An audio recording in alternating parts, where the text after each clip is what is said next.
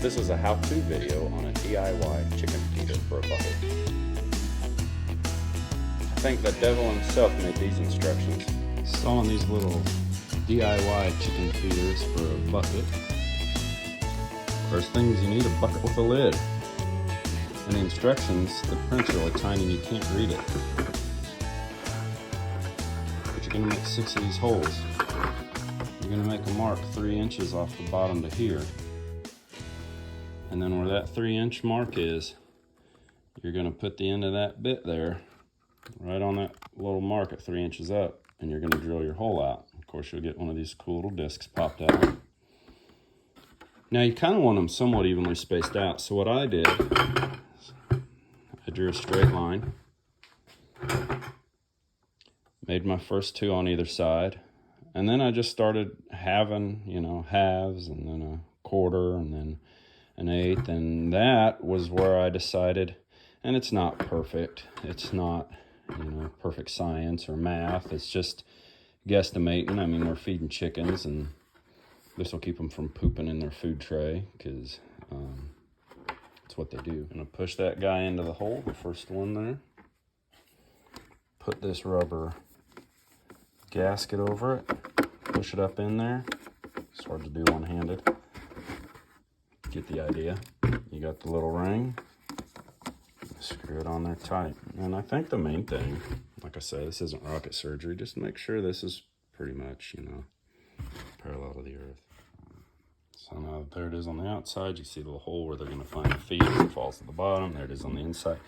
Now here's the part that I find interesting. They didn't put enough science into it to make this curved like the bucket, so you probably do end up with a little food dust in there, but whatever, it's the stuff. My chickens start squawking at me. They go, "We're down to dust. Give us pellets. We're gonna die." So anyways, there's one, and then wash, rinse, and repeat. So these come in packs of 4 or 6. 6 is quite a bit to deal with in a 5-gallon bucket. Maybe this would have been cooler in a big Rubbermaid tub, but this happens. So what I would suggest is you get the ring and everything on there, then for pushing it, you may end up twisting the outside till you get it snug. I don't know, this isn't tough. You just got to play with it till you figure it out. So like I say, if it'll get kind of tight when you're doing 6, so I'll have to back that out and slide that in there and pull it in and do all that. Okay, so one thing you can do is twist it from the outside as you hold the nut on the inside, and just twist it, back and forth like you would almost a socket wrench until you get it hand tight. I suppose you could put some wide mouth channel locks on the inside. I'd be afraid of breaking it because I'd probably clamp it too hard, but if you don't have good finger strength and can't grip those hard enough to get them finger tight, maybe that's a thought for you too. This isn't difficult. It's just a little time consuming. So there's the finished product of this DIY chicken feeder. I think it's going to be pretty nifty. Final step is just throw a little feed in there, and then you look inside. Your chicks can reach right in there, get their vittles, and it's just gravity fed. As they eat it up, it just keeps falling down. And if you got sun shining in it, you'll know where you're at. But that's actually a lot of food. We just have 11 pullets, and they don't eat a whole lot. They waste more than they eat. So hopefully this is going to fix our waste problem, because they won't be able to knock it over or poop in it or any of the other nasty things chickens do. So here's another little thing. It came with these lids. So I guess at night when you go to put your birds away, lock up the coop, you can slip these in there, and that'll keep unwanted guests out. And I would assume most people would have a feeder this big sitting outside, not in the coop.